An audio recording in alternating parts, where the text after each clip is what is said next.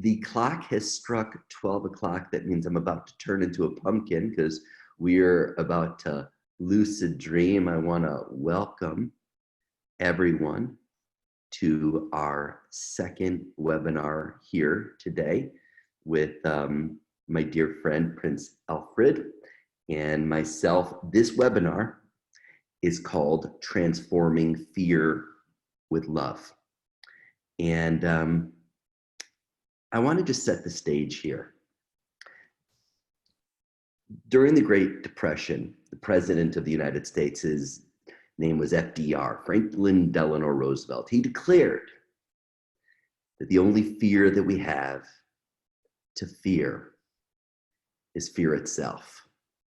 So today's webinar, Prince Alfred and I are going to discuss how to evolve. How to evolve our consciousness and these fear-based programs inside of our mind that have affected us in so many different ways. And sometimes we're not even aware and how they're influencing us and how we can use the power of love, how we can use the power of infinite love and gratitude, and how to live every day with intention. And not only every day, but every night with intention. And how to create a practice, a conscious practice to create a healthy body, healthy relationships, and a healthy world. Because world peace, it's created through inner peace. So I just want to begin by just talking about the dream state of sleep and that we experience while sleeping different levels of consciousness. And we're receiving input from realms that are beyond the physical, but are truly spiritual. And while we're dreaming, we have access to our own spirit. And your spirit is pure love. And that energy, that spiritual connection, whether it be while sleeping or during your waking hours, is what heals, is what transforms fear. And so how do we create a spiritual connection? So dreams are physical, they're mental, they're spiritual in nature. And the essence of them, they impact all aspects of manifestation. And from the levels of clairvoyance and audience and sentience to, while in our dreams, having prophetic visions, out of body traveling, remembering past lives, communication with beings that are in other realms, including deceased friends, deceased relatives, spirit guides, angels. Ultimately, through dreams, we create a divine connection. And our dreams hold the power to give us valuable information about the status of our body and about the state of our own consciousness.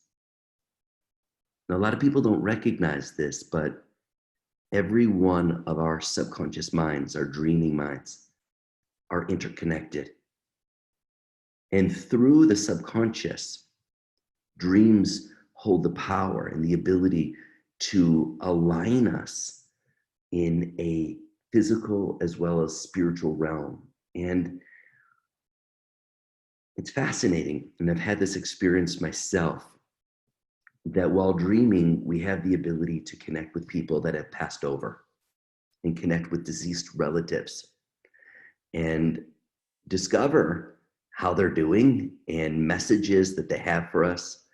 Some people report getting instructions from deceased relatives where certain things are hidden or placed, and they come out of their dreams with this type of information. I had that experience with my mother's mother. She told me something that was extremely special in the moment of a dream. Tonight, today, wherever it is that you are in the world, we're going to dive into our dream state mind to discover the essence of patterns that are affecting us with our health, our wealth, our well-being, ultimately activating our fullest peak human potential. When you and I are in a state of fear, anxiety, worry, as much as we may perceive this worry or fear or anxiety outside of ourselves, fear is an internal experience, and we all experience it. Sometimes it's just little bouts of annoying, unpleasant fears to being downright paralyzed at times. And as much as fear is often looked at in our culture, in our world, as something that's bad, it's wrong, it's not bad, it's not wrong. It just feels that way. That fear holds the power to activate not only our body, but our relationship's fullest potential to heal and to evolve. And that is if we can harness our fear. If we can harness the vibrational frequency of fear that lives in our mind, and we can make a connection with this part of ourself that is perceiving ourselves and the world through a lens of fear, that's receiving, that's attracting fear. If we can harness this energy, and that's what Prince Alfred and I are going to talk about today, is steps that we can use to live every day and every night with intention, with powerful intention, so that we can shift the trajectory of our lives. And not only our own lives, but as a result of taking responsibility and looking at fear as a portal, a doorway where we embrace all fear patterns with love, we open up the fullest and greatest adventure of our life and the world that we're a part of. And so I'm really excited today to be here with my dear friend, Prince Alfred, and to share this podium with you and your wisdom. Last week, not last week, but the last webinar, as we went into present time consciousness, you shared 4 stages of lucid dreaming, 4 stages. You went through them. And I found it to be so intriguing. And I would love for those people that may be joining us right now for the first time and they didn't see the first webinar, if you wouldn't mind just sharing what those 4 stages of lucid dreaming and what those are and how they relate to transforming fear with love in our lives. Okay, the 4 stages briefly. The first one is what we can call a subconscious state, a sub-lucid state, which would relate to what in psychology is called subconsciousness. So we act, but we are not aware that we act. So applied to dreams, we dream, but we are not aware that we dream. We live fully in the dream, and therefore we are haunted in a nightmare, for instance, or if we have fears and so on, because for us in the moment, this is full reality, because we are not aware that we are dreaming. So it's sub-lucid or subconscious. Now, next stage, you can call pre-lucid or pre-conscious. That means that you notice things in your dream which you feel while you are dream that something is not normal. That, you know, because first in the first stage you take it as it, you take everything as it comes, and you are fully immersed in the action. Now, there are what in the film Matrix, for instance, is called maybe some glitches. Yeah. So in this lucid state, you notice that somebody, maybe while you are aware that this is a person who have died already, a relative of yours, and you are aware in the dream that this is your uncle or your grandfather who has died already. Suddenly in the dream, this person appears as a young person, yeah, in a very different, in a young age. So you are happy to meet this person, but suddenly you think, but how is it possible that you are so young? Yeah, how? I mean, it's wonderful, but so you think, you start to suspect that this is not real. Yeah. So now next stage is that you become lucid. Now that means you realize that you are in a dream. But this is still not the full lucidity or consciousness. You realize that you are in a dream, but you are still a passive, let's say, in some ways, observer, and you are still in the action, but you know it's a dream. Now the full stage of lucidity is that you are becoming aware of your day identity. So you know then that you are in a dream now, and you know who you are in the day life, and you have a full functionality. That means you have memory about everything. You can act, you can create and be a director in your dream. You can bring people in, you can travel to places and so on. So you are full functioning, and so to speak, you are in both worlds, fully there. I mean, it's a normal consciousness. Because you know who you are in daily life, and what's going on, and who your family and everything, and at the same time you are in the dream, or you can observe your self in the dream. So this is again the 4 stages. Now, in regard to transformation of fear, I think also, as we discussed last time, and as I just laid out now, you go through life, through in your day awake life, through the same stages, or this is a kind of continuum. So most people know when they have very strong fears that they have fears. But it's like the pre-lucid stage. So you know you are now full of fear, but you don't realize you are not the master of your fear and of the situation. You are just driven by fear. Yeah. But this is normally only when you have strong fears. Yeah. But the sub-lucid or subconscious state is probably the one which most people live in. They even don't realize that they are in fear, because the fear is disguised, and the fear is what you can call, let's say, hidden in values, in attitudes, and so on.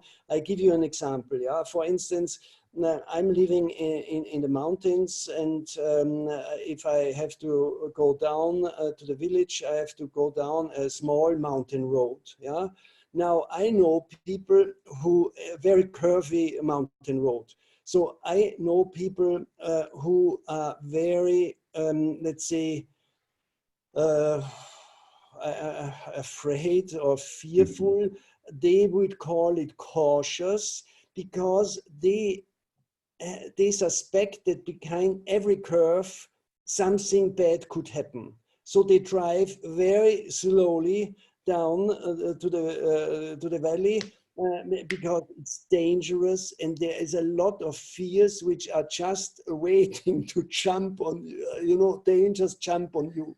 So I'm sometimes accused that I'm driving too fast this road and so on, because behind every curve something could bad happen. But I say, okay, I trust in my ability, I trust in God.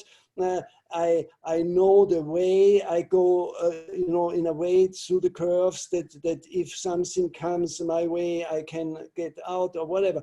So I just want to use this example, that in many cases during life, people are full of fears and they are driven of fears, but they call it cautiousness, or they call it normal, or they think it's normal, but it's fear. If you really closely look, then this is fear. So I think it's very important as a first step to understand this continuum of consciousness and becoming and of awareness, and becoming aware where your fears are, the small fears and the daily fears and the big fears and so on.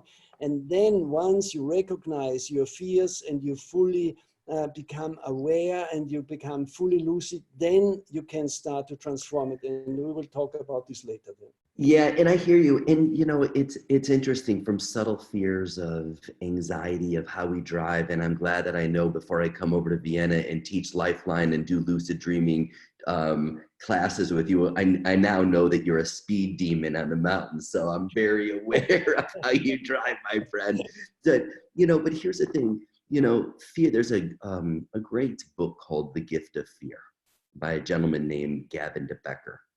And he ultimately sums it up where fear is teaching us something that in the moment it is giving us an intuitive insight of potential future dangers, which oftentimes when people have traumatic experiences that do occur, when asked, hey, did you have an instinct or gut prior to this trauma that something was going to happen?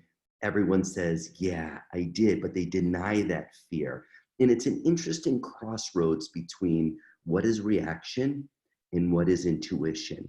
And in the realm of the Lifeline technique that I use to help people access the subconscious mind, the dreaming mind, this mind that is non-lucid and not aware, this program mind where the glitches in the matrix repeat themselves again and again.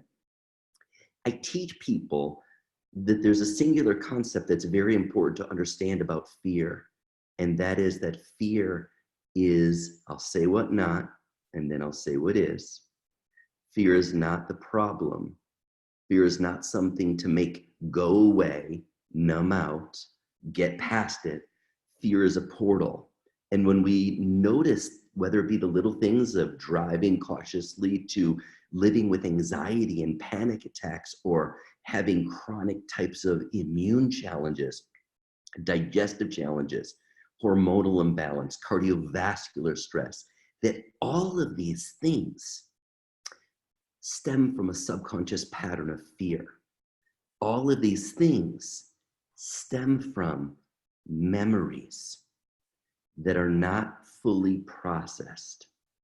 And these memories, when it comes to the dream state, when it comes to going through rapid eye movement, and on a daily, on a regular evening, we can go through 60 to 90 minutes of REM sleep where we're processing memories.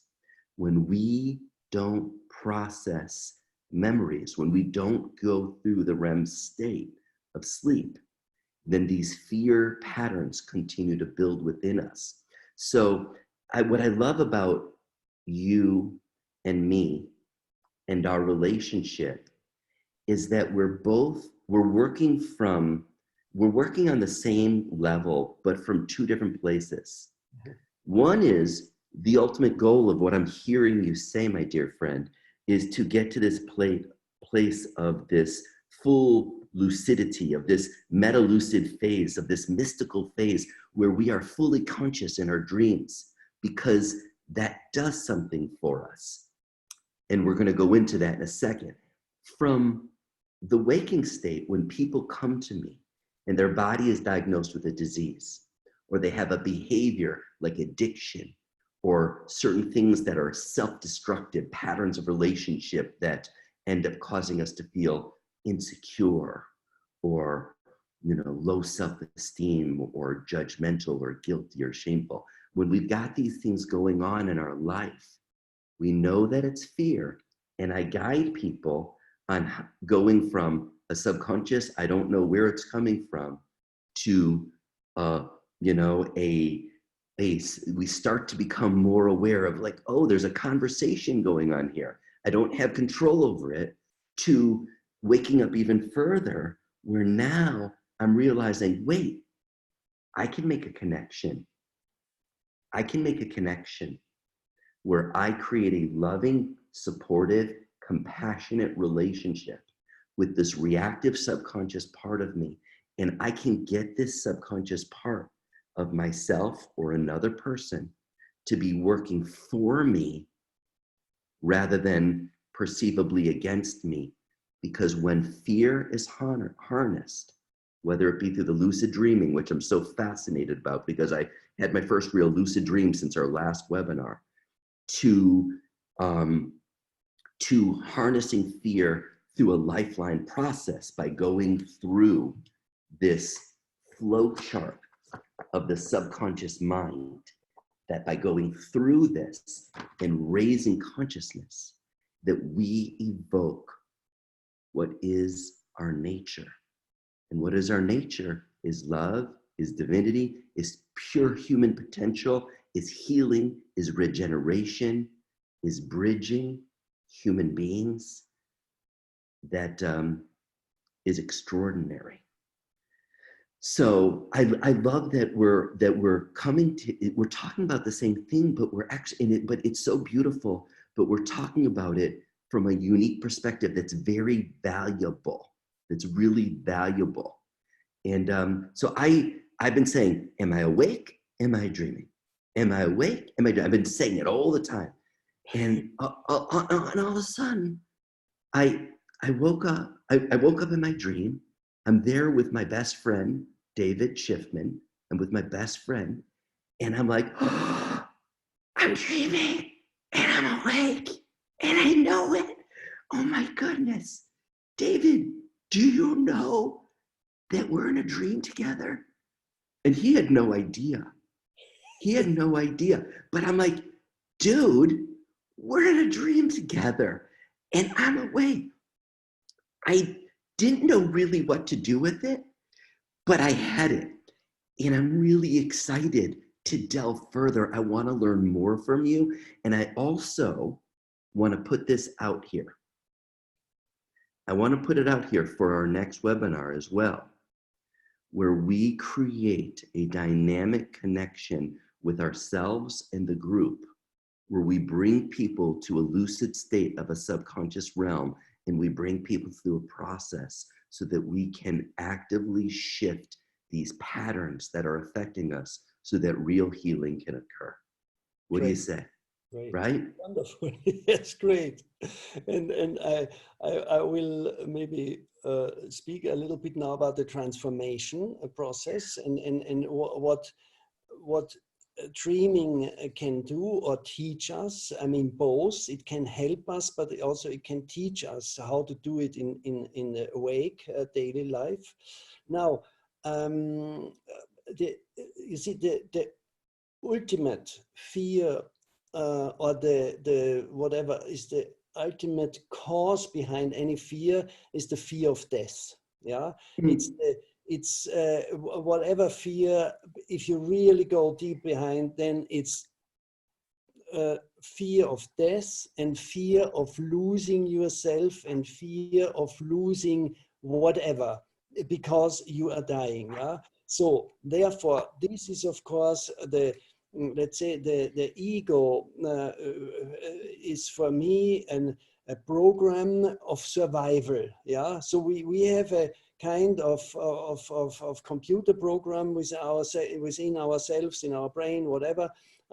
and the main goal of this program is to stay us alive and make us survive. Yeah, and therefore the ego is strongly reacting, and the ego is in fear. It's not our real self which is in fear. Yeah, and now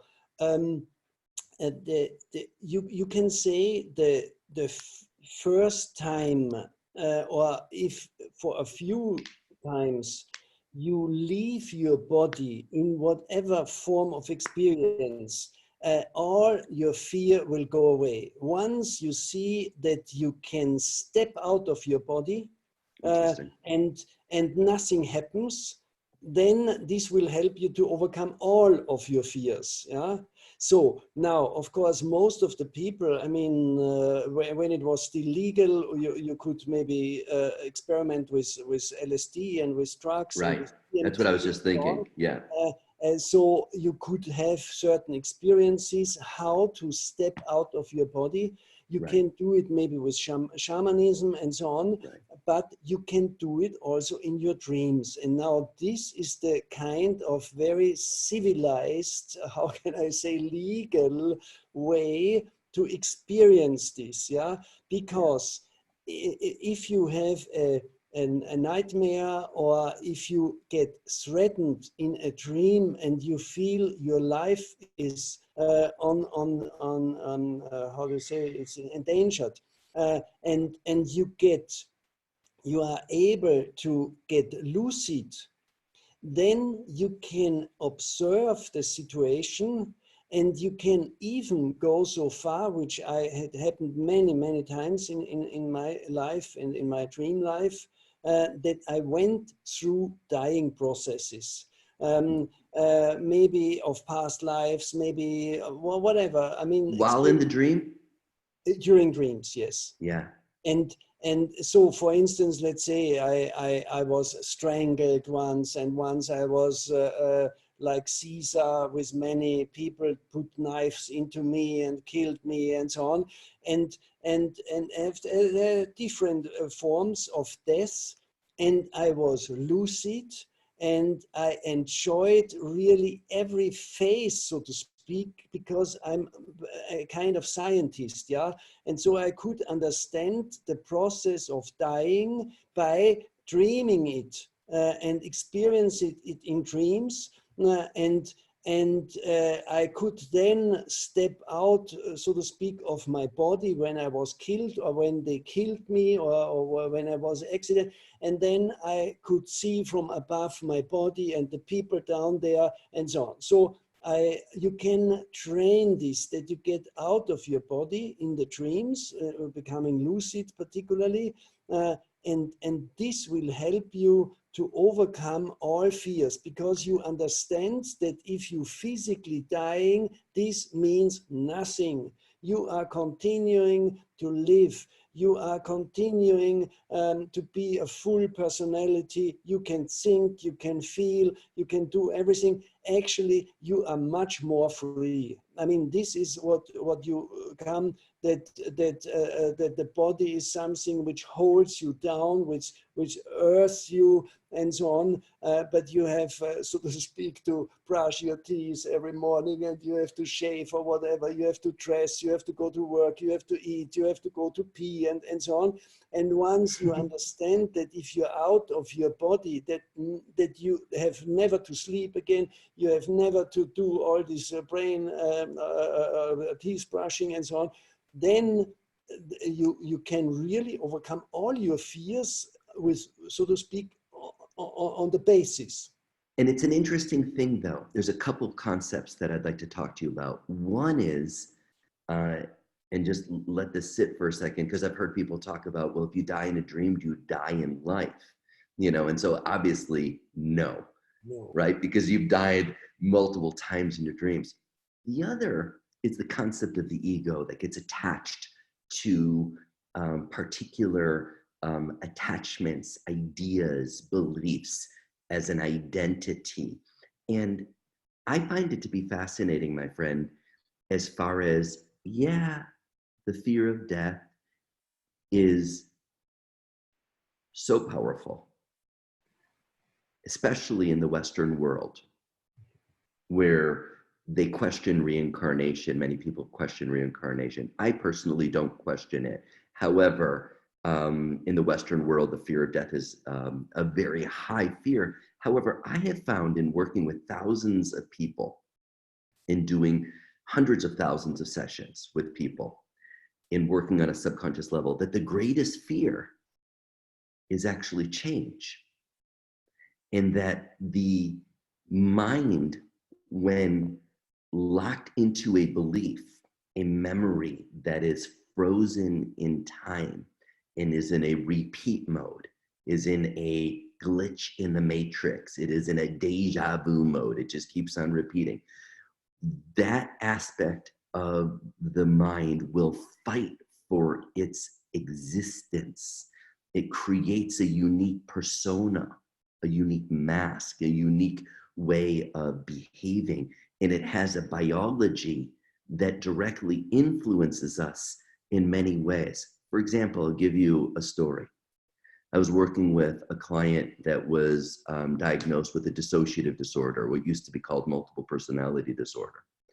And in particular personalities, while working on the subconscious mind, the person would have in one personality diabetes, high blood pressure, autoimmune disease, lupus. In another personality, they would not have those diseases. In one personality, they'd have brown eyes, in another they'd have blue eyes. I saw it switch in the waking world. That was very powerful, the nature of the mind in the waking mind. But what dream does that hold? What pattern of emotion is in motion to influence our biology and our behavior so drastically? It's so drastic. And this is fear. This is trauma that lives in us. And in our world today, there's so much fear and there's so much trauma. And people are struggling. If you're watching the news and you're aware of things that are happening, having strategies such as the Lifeline technique, such as lucid dreaming, waking up and dreaming, living your dream, is so powerful for living an empowered life, for transforming and evolving the story that we live, that we believe, into one that we realize, wait a second, this is not who I am. I really can't die. That there's a part of me that's eternal and infinite. And that love is always and in all ways the answer. It's always the answer. So your tease on last time, as far as accessing the lucid state, which worked for me. And Rhonda Purvis sent me a message, who's a student of mine, incredible, incredible woman who lives in North Carolina. She sent me a message. She said, Dr. D, I lucid dream. I lucid dream. And I'd like to hear from other people. Who's lucid dreamed since our first webinar? Because we've only just begun. We've only just begun. I want to hear more on how to access this and evoke this, because I wanted to share the 4 steps of being intentional in our life. First, you got to be present. And I sent you a gift, everyone that's participating, I sent a gift that's called The Connection. And that connection, fun cartoon, it's beautiful, but it's a powerful way of getting yourself present.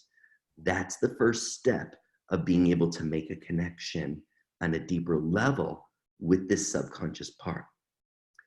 I'm going to send you something. I'm not going to talk too deep into it, but I'm going to send you something on how to begin to observe your body and observe your life, where you're looking for the glitches. You're looking for the pain.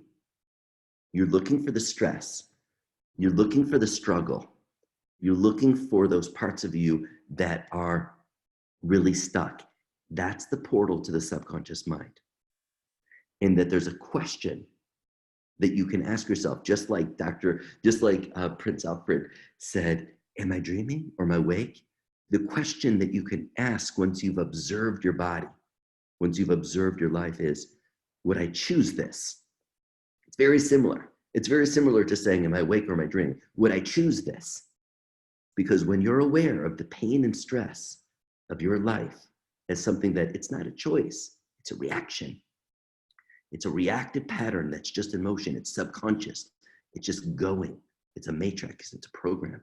That once you have that relationship, you can begin to guide lovingly, compassionately, courageously, and confidently this subconscious mind to evoke with intention heart-based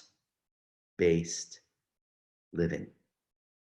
And through imagination, which is similar to a dream, you can use imagination to evoke chemistry in your body that is true mind medicine. So I'm going to send everybody a sheet that goes into detail of these 4 steps of, you already know the connection of getting present, of observing, of discerning, of intending, and imagining, so that during your waking state and your dream state, because Prince Alfred and I are bridging the gap on a very deep level right now, how you can take charge of the story of your life. So I'd love to hear from your perspective, my dear friend, this way to go deeper into the lucid state to awaken our fullest peak human potential. Well, I mean, you touched a few things now in what you just said. You did speak about pain. You did speak about identity. You did speak about fear. Now, I want to integrate all this a little bit. The touchy question in regard with fear is that many people like to play the role as a victim. Yeah. So the role of a victim in today's world is something very thankful, because you get attention, you get media if you want, and so on, and of course, as I said, it's a very touchy subject because, but I mean now, of course, there are terrible things are happening all the time. Absolutely. But also on another level, I mean, from another perspective, I just repeat that many people play the role as victims in their daily lives because it's such a good role. I mean, you have no responsibility for whatever happens. You are never responsible. Always some other people are responsible for that you are feeling bad, that you are feeling, or that you are in a bad situation, and so on. So, in Prince Alfred, I would say that I wouldn't say that they like to I wouldn't say that they like to play the role of the victim, but I would say that a part of them, a program part of them, plays the role of the victim very well, because that's the imprint, that's the condition. But I don't think that people truly in their heart's heart really love being a victim. I think if they could have tools that change the victimizing, perpetrating energy, that people would naturally lean into that. I think people lack tools of what we're speaking of here. Keep going. I'm sorry for interrupting. Yes. Sure, but I mean, you ultimately, I'm sure everybody would like to get out of sickness and pain and fear and so on. But of course, for many people, and this was the second buzzword, it's constituting their identity, because let's say I'm not doing really healing work, but occasionally I did do it in my life in certain circumstances.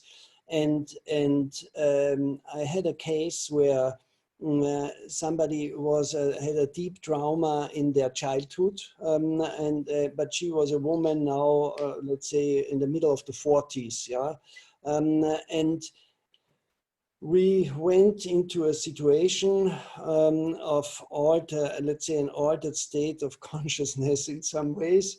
And we entered into this because she asked me whether I can help her to get rid of her trauma and her childhood fears. And so at a certain point, when I can say I mean, it was maybe a long time ago. So it was under LSD. Yeah. Now, I knew that, and we went into this, that I can help her. And so I approached her during this situation, and I said, okay, now, you wanted that we do some healing treatment. I think now it's the right time. She said, okay. So I said, I give you now a glass here. There was a little glass, and you put all your pain into this glass, all your experiences which you had, you just put it into the glass here, yeah? And then you give me the glass, and I will transform it, yeah? Now, okay, she did put all her pain into this, and then I said, okay, now give me the glass. And suddenly she refused. She said, no, I don't give you the glass. So I said, hey, I mean, but the whole concept, the whole idea was that we, so give me the glass. And there started a real struggle, and she did not, and she broke out in tears, and she said, no, I don't give it to you. It's my pain. This is my pain. I said, come on, I mean, calm down. I mean, give it to me. I can liberate you this moment like this. I can do it away. I transform it into love and so on. Give it to me. And she said, no. And she grabbed it so strong that the ankles got white and so on. And I said, be careful, you break this glass. Yeah, but it did not work. I mean, I tried it, let's say, an hour later again, because I thought I let her calm down. So I said, would you give me the glass now? She said, no, I don't give it to you. Okay. Yeah, you're not gonna talk the subconscious mind out of making a change. We know that, right? Exactly. So you see, Yes. then on the next day, because she was fully aware, and she remembered, and she was so sad, and she said to me, I don't know. I mean, I could not give it to you. I did not want to leave it go. Yeah. And so I'm just explaining or speaking about this case because in a more subtle manner, many people I know are in a similar situation. And so, but in that situation, go ahead. So they are suffering a lot, but at the same time, if they have the opportunity sometimes, or you get a tool, or somebody would help you, they don't want to let it go because it's them. This is my pain, and without this pain, I would be nobody. Yeah, and that's called a core limiting belief. And that core limiting belief is based upon a memory that has not been processed, and it keeps us from actually going into the dream state. It keeps us from processing the short-term into long-term memory. And what's interesting is when we can be guided through a process, and that was the 4 steps that I was talking about earlier. Get present, observe honestly the pain, the stress. Would I choose it? No, I wouldn't choose it. Okay, this is a reactive pattern. How do I now guide this? It will not be logically. Healing is not logical. Healing is what? Emotional. Mm-hmm. And so as much as fear is looked at as the bad guy, it's no. Fear is a gift. It is a gift. It is a portal. It is a doorway. And it's a sign, like a road sign. Don't take it literally. Stop doesn't mean stop forever. It means stop and go. So people don't know how to read the signs of their own emotions that are showing up in their bodies, that are showing up in their behavior, in the patterns of relationships.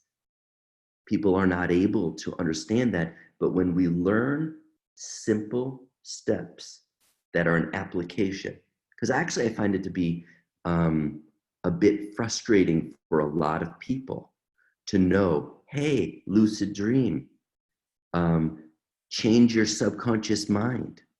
You'll be great. They're like, it's very frustrating because, well, show me how to do it. I want to know how to do it. I don't want to hear that it's possible anymore. In our world of information, I don't even want to hear that it's possible.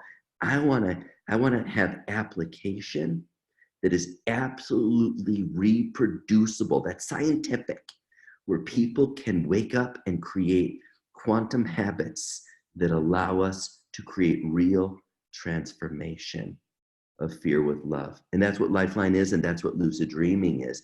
And so talk to us about taking our lucid dreaming deeper. Talk to us about habits that we can do that build upon our ability to apply the lucid state for us to reach this pure meta lucid phase of mystical, beyond daily consciousness, fully enlightened being. How do we build up where that becomes our way? What's your recommendation? Okay. If it happens to you that you are becoming fully lucid in a dream, yeah, that you are really acting as a director and that you can travel, so to speak, to wherever you want, you can invite people and so on. So what I did do, for instance, once, I did not want to travel to whatever Paris or Buenos Aires or something like this. But when I became lucid, I said, I want to go in heaven. Yeah.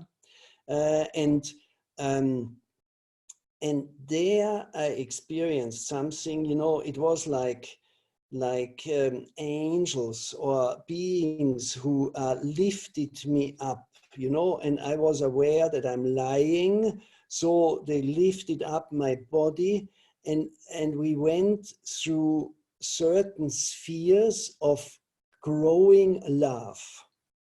And at the end, I was, so to speak, in a room, in a space where there was so much love that I cannot describe it. There was, you know, thick like a fork, but like if you, let's say, if you would be a fly and you jump into a glass of honey, yeah. I mean, it was love which I could feel like if I'm surrounded by honey, yeah. I'm in a honey glass, and it was so incredibly strong that I understood that this is far beyond what is normal human love. You cannot describe it. My tears, I started to cry. I mean, tears of joy and of relief and so on. And I can tell you, I mean, because we wanted to speak also today about love, yeah, and towards the end we should speak about also these positive things. There is no upper limit to the feeling of love, and you can call it ecstasy, you can call it whatever, but this, I mean, there are there is love, a divine love which we humans normally are not able to produce or to give. So maybe I did not give you a full answer to your question, but let's say I wanted to say that through lucid dreaming you can have wonderful meditations. You can have you can work on your transformation. You can you can experience love, as I said, you can learn so much. Yeah. So let me ask you a question. So let's say you've got somebody who's having health challenges. Let's say that they've got, it's impacted their ability to walk. It's impacted their mobility, their nervous system, okay? Mhm. And with lucid dreaming, can you pick the dream, or does the dream pick you? And then in the dream that you're in, are you able to, in this higher state of consciousness, to access like an equalizer, or like a turning up a light switch? I can turn up aspects of it. Are you able to, in that state, have you gone through or done any research from that? Like, I help people, I don't treat, diagnose, or cure, but I've helped so many thousands of people transform their lives physically, emotionally, behaviorally, using Lifeline in the waking state. I'm wondering, from the subconscious perspective, while sleeping, in the sleeping state, have you had an experience where people go on in, and as a result of lucid dreaming, they have influenced their body's natural ability to heal? Yes, in two ways.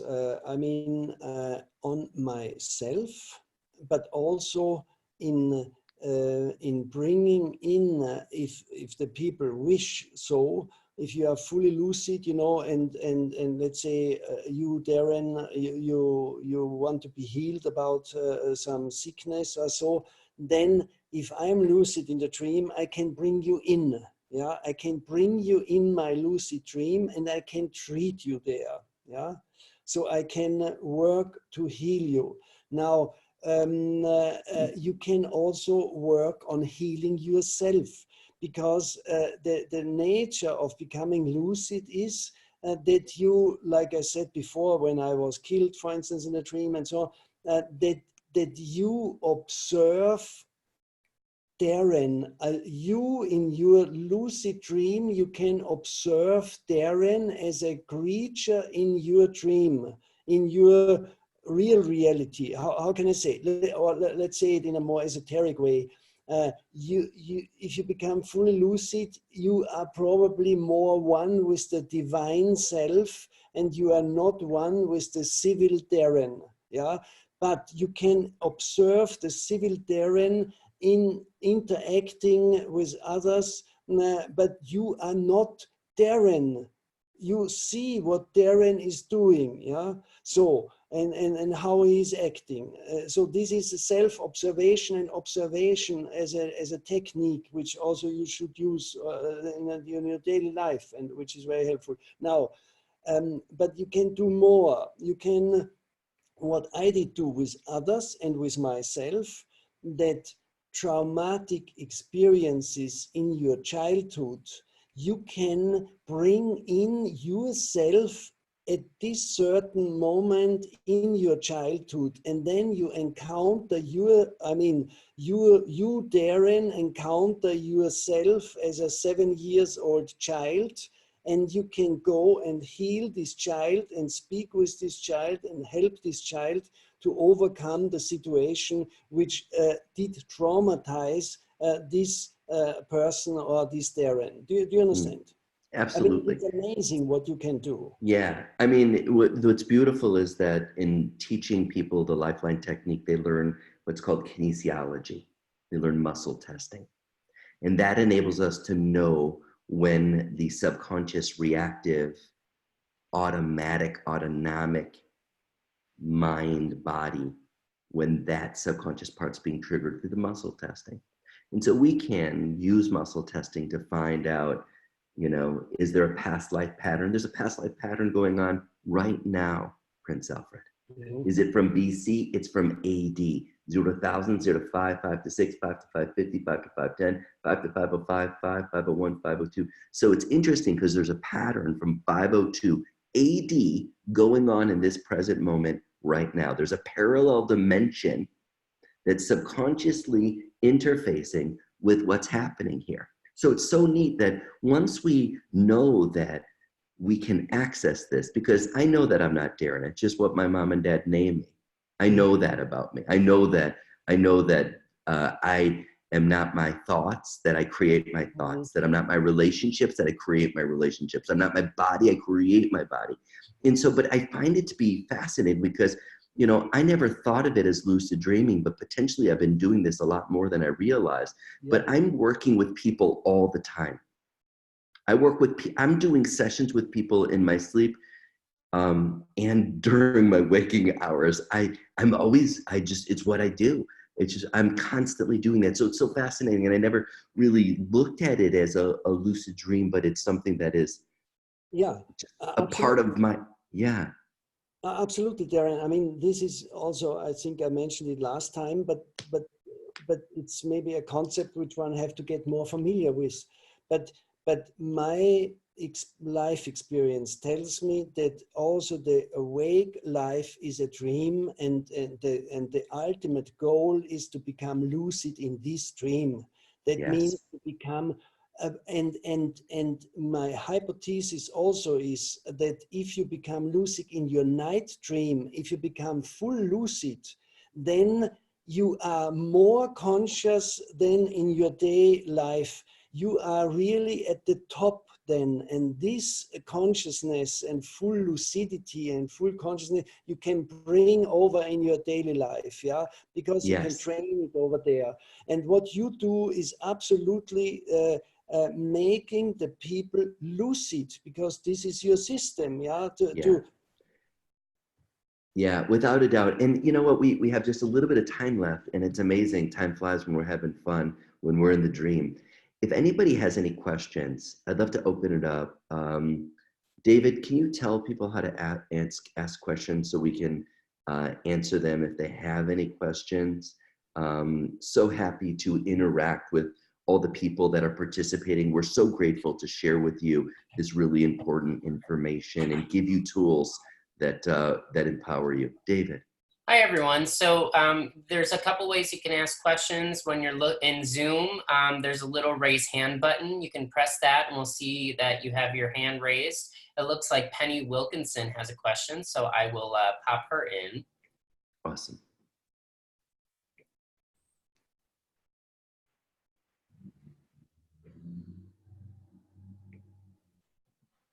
Good morning.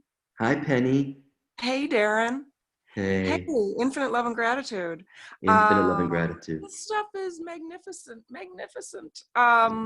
So I have a question. I was widowed almost 7 years ago. How does one let go of a label that is reality? How do I want to word this? I don't see myself as a victim, but in my daily life, how do I not, 30 years of my adult life from 20 to 50 was with my late husband. Yeah. And how do I let go of that label and just be? You know, I hear you. You know what I'm getting at? I do. And I would actually pose a question to you for the question that you're asking. And the question is, as you think about your husband, what's his name? Greg. Infinite love and gratitude to Greg. Infinite. So as you're connecting to Greg has died, and now you're there's a label and they call it a widower, and right. What is it about Greg's death that's most stressful for you? I'm curious. The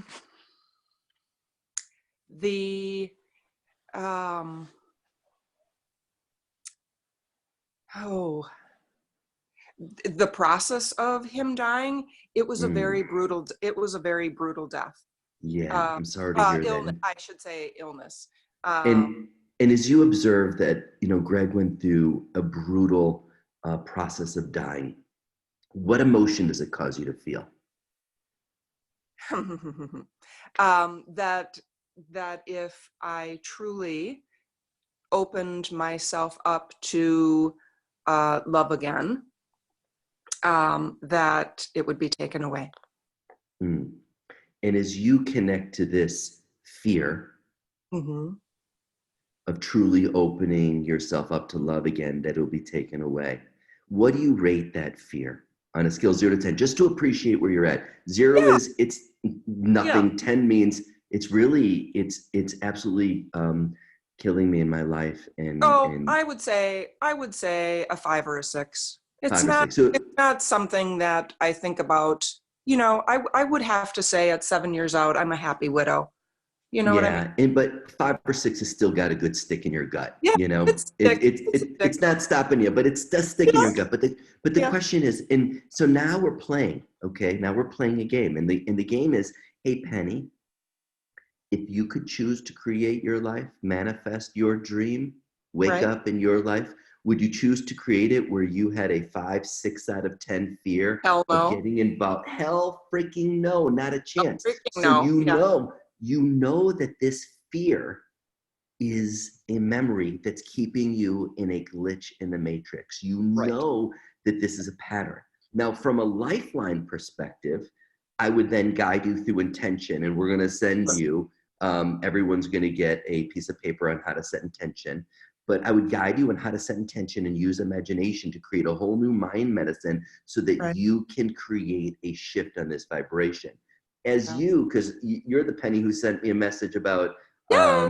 yeah, I love you. I You're so just awesome. yeah. That's so great. Read The So Heart of the Matter. Yeah. yeah, so you read my Finally. third book. You read my Yeah. third book, The Heart of the Matter. And in that, I talk about what's called the see, feel, hear process. It's how to do the dream in the waking state, how to visually, kinesthetically, and auditorily process while we're in the wakened state.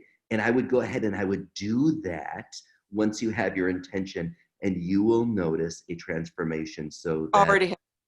if Already. your heart, yeah, you know, this is the way that I would do this as far as leaning in to create and manifest the kind of relationships. But I would love to hear is from Prince Alfred, from a lucid dream point of view. What do you recommend for Penny? Well, if I may call you Penny, I will also Absolutely. speak directly to you. First of all, you know, your husband is not dead. Yeah, I Right. mean, you have to. This is one of the most important things. Yeah, that you understand, as I described also from my experiences in lucid dreaming. He's not dead. Yeah. He just left his body, and he might be even much more happy without this body to a certain degree than he is with the body, or was with the body. Yeah. Right. Second, he would wish for you for sure that you are happy, because if he was in love with you, he would not like to see you being sad because of him. He would like to see you happy and living a happy life. Yeah, and he sends you a lot of love. Yeah, and you can feel this. And third, you can really communicate with him. You just have to sensitize, if this is the right English word, I know, make yourself sensitive enough. You can just call him and he will be there. You can talk with him. He can understand you, and he can even talk to you. But you have to feel it, yeah, in yourself, what he is telling you, and this needs a little bit of training. But I think all these 3 points together may help you to overcome this and let's say the sadness. Yeah. It's not so much sadness. It's letting go of the label, the you know, the yeah, I know he's in a magnificent place. Yeah, it's not so much sadness. It's always having that label of being a widow. You know what I mean? Yeah, and what I heard, Penny, and I so appreciate you coming on here and sharing your beautiful heart, is the fear of actually committing to being intimate again in the physical realm, because the loss of it's just gonna, I'm gonna lose it again. And so, that's a great portal. That's Yeah. a great portal. And thank you for joining us and being with us. And I'm so excited to share the journey with you. It's Yeah. so awesome. Thank you so much, Penny. We know Yeah. we've got a couple more questions, and you know what, we're running a little bit over, but let's just do it anyways because I'm having so much fun. But actually, before we ask these have these two people come on one at a time, Marlene Jambridge says, "Is there any connection relation to hypnosis? Thank you for the great content. Our pleasure." So, from the Lifeline perspective, there's definitely a connection to hypnosis because hypnosis is about working on a subconscious level. So the Lifeline works on a subconscious level. It's very different, but similar, but working on the same level. The Lifeline's just more laser-like as far as getting on into that core pattern that's creating the fear that's affecting our health and our relationships and our behavior. And it's how to evolve that consciousness. As far as lucid dreaming and hypnosis, what do you have to say about that, my friend? Well, we, our whole culture and maybe all culture is hypnosis and self-hypnosis. Yeah, we are Right. doing this all the time. Right. So, there's this professor at Cambridge University in the UK who since years is making a lot of let's say, talk and discourse about immortality. Yeah, he thinks that from a medical point of view and a scientific point of view, there is no reason that humans cannot be 1,000 years, maybe even, but at least a few hundred years of age. But he says that we have to overcome only the kind of trance state in which we culturally are, that we say that after a certain number of years you get old, and old means you get sick, and then so we are self-hypnotizing us into sickness and old age until we die. And so he says this is the main problem, yeah. And if you overcome this state of mind or attitude, medically we could do a lot. And you know what, Prince Alfred, we call problems in the Lifeline, we call them portals. And you just reminded me of something that I wanted to respond to by what you said. And that is, as we raise our consciousness in the dream state, we leave our body. We leave our body and we enter this world of eternity that is infinite. And the fear just dissipates. However, here's the adventure. The adventure is for us, because I know it to be true, for us to live in the hundreds and beyond, we must be in our body as spiritual beings. Now, this is the paradox. We must transcend our body, and in our transcendence, be in our body. And that requires our ability to process our emotions. So when we get triggered into the hypnotic state, the consciousness that says, I'm not enough, I'm not good enough, if only I were more. What if I get in a relationship and then he leaves me or she leaves me again? And we get into this, our ability to be present, observe the pain and stress as a portal to discern and create a conscious relationship with the subconscious mind where we can lead it with our heart and use our imagination to evoke chemical reactions that are evolutionary transformation. This is what evokes the deepest level of healing. That what you're saying, living into our hundreds, yes, but there's a process. And we start to get high. We start to get buzzing on like, oh, I'm out of my body. But if you're out of your body's gonna age. So you gotta learn how to get out of your body and then back in your body. I just realized something. I love talking to you, brother. I love talking to you. This is what happens. This is why we wanted to share our conversations. Because what happens is when we can go into the dream state where we leave and allow the body to go through restoration, while we sleep is while we heal, while we rest is while we restore, as we can raise our vibration through lucid dreaming using the lifeline during the day, man, this is a dynamic duo, more powerful than Batman and Robin, that influences our superhero powers. It's so cool. Thank you. Yeah, You just enlightened me on something so beautiful. I love bouncing off you. So, hey, David, let's take another question. Who else would like to ask a question? So I'm gonna bring in Morning Sun. Okay, cool.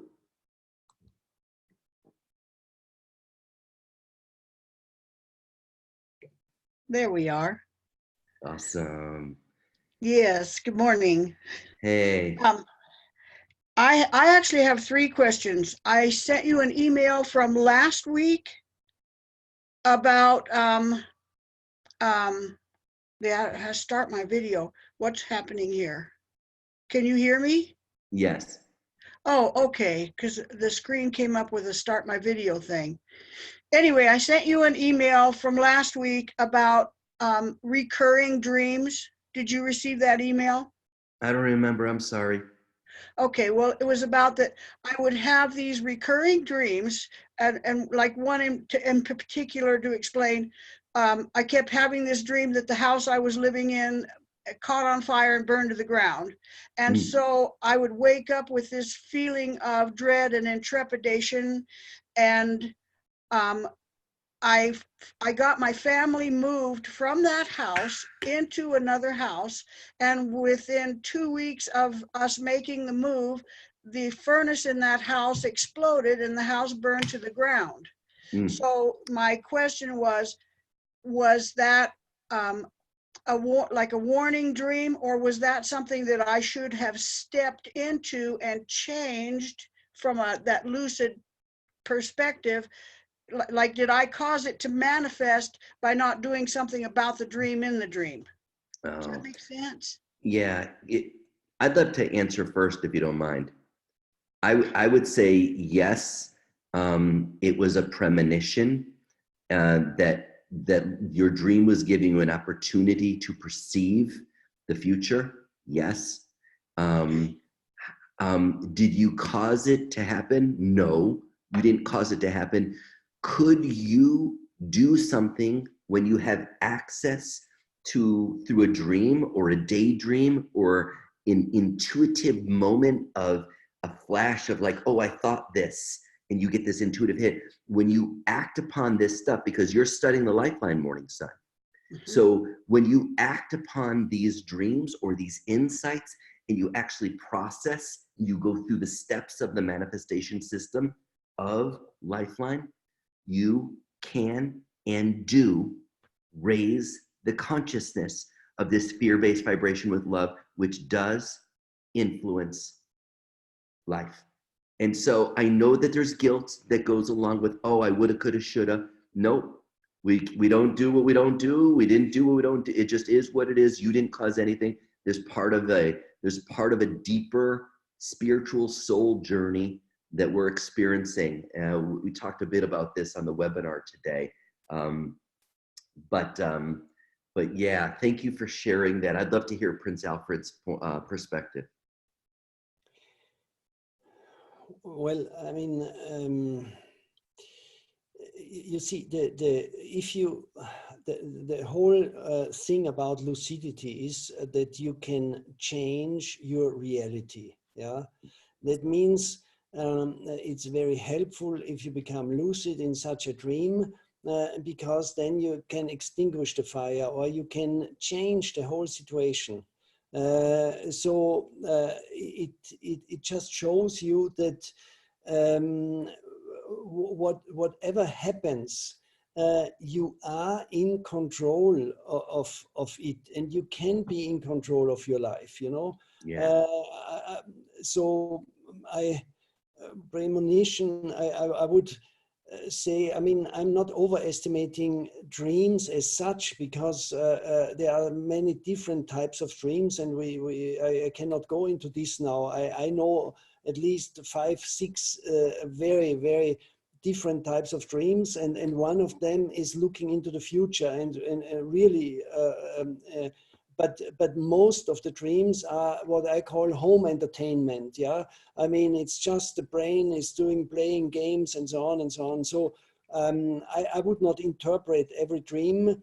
You just see what it does to you. Yeah, I mean, if you dream something and then you wake up, or you just don't get into the pictures too much, but just try to feel what message did this dream give you. Yeah, and this might be helpful for your life.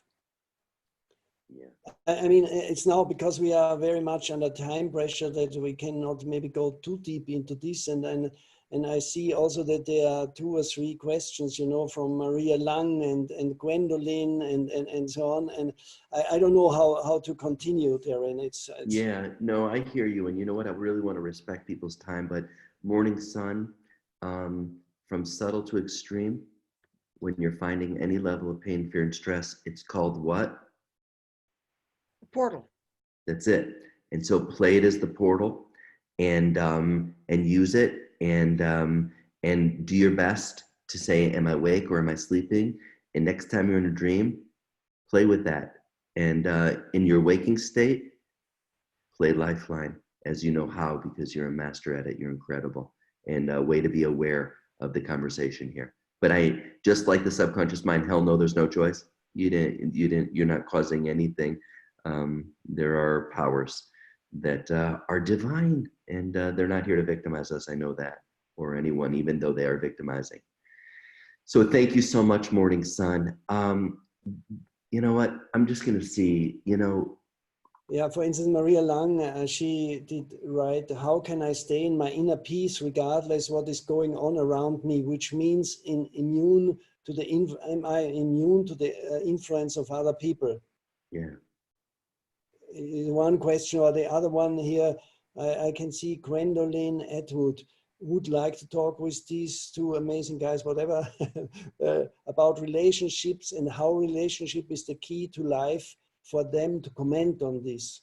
I don't know, how do we have, or do you later answer these questions? Or You know, I would just say first and foremost that these 2 questions are very similar, that inner peace and intimacy are both a unique dance of the heart, and it's a dance of being present in being in relationship with another person, whether it be a beautiful man or a beautiful woman, being in connection with somebody. That aspect is about being present in our heart, and oftentimes our heart gets hijacked by our mind through old memories and patterns and past lives and generational signals. And even the body itself gets cemented in old ways of doing things, so it can affect the heart. There's all kinds of feedback loops. And the journey is just to start wherever you are. And that's exactly the right place to begin. And do your best to create a daily practice of love. And the greatest practice of love is self-love. Because when we love ourselves, not only is that really healing for our body and our relationships, but it creates a peaceful, flowing, calm feeling. And it awakens us to loving others and receiving others' love. So I really found both of your questions quite beautiful and synchronistically connected to one another. And I appreciate it so much. And I want to say to each and every one of you, on behalf of my dear friend, Prince Alfred, that we thank you for taking the time to participate in this Wake Up and Dream webinar. We're going to be having our next webinar coming up. David will tell in a second, but I want to let everybody know on our next webinar, we're going to be announcing something very special. We're going to be, and I'm not going to tell you what it is, but it's going to be very special. So I look forward, we both look forward to sharing this next webinar, the third of these 3 free webinars. We hope you're having a great time. I know, Prince Alfred, that I am really enjoying this time with you. And I really appreciate your gorgeous heart and your beautiful soul in sharing the wisdom that you have. It's really been a big impact for me. Thank you very much, Darren, and I feel the same. It's great, and I'm happy also that people are joining us in this conversation, and I think the format now is very good to ask questions and to include everybody. I like this very much. Yeah, me too. And I want to give a special thank you to David Kaplan for being the man behind the scenes and helping us to do this. Blessings to you, David, and everyone. Keep shining bright. And Infinite love and gratitude. Our next webinar is next Friday for those in the U.S. and on November 29th is when our next one will be at the same time. And we will be sending out a replay of this webinar to everyone registered. You'll be able to access the last one as well. You'll be able to catch the connection video, and we'll also be including the intention sheet in that email as well, so everyone can follow a really simple system of how to set conscious intention. Awesome, David. Thank you. And make sure that you're on live, because we're going to be sharing something so fun on our last webinar next week. Take care, everybody. Have a great rest of your day wherever you are in the world. Keep shining bright. In love and gratitude. Okay, all the best to everybody. Thank Thank you you so much. Bye-bye. Bye-bye. Take care.